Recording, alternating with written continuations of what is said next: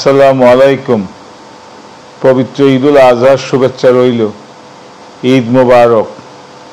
প্রতি বছরের নিয়েই এবারও আমাদের মাঝে আনন্দময় ঈদুল আজহা এসেছেন।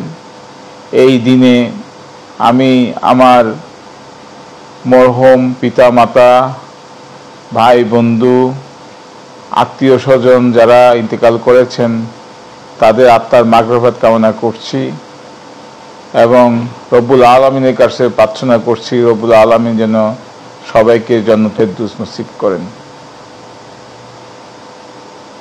আমরা বিগত স্বৈরাচার বিরোধী আন্দোলনে জাতীয়তাবাদী দল সহ যে সমস্ত দলের ব্যক্তিবর্গরা শহীদ হয়েছেন, নিহত হয়েছেন এবং ইন্তেকাল করেছেন, আমি সকলের আত্মার মাগফিরাত কামনা করি।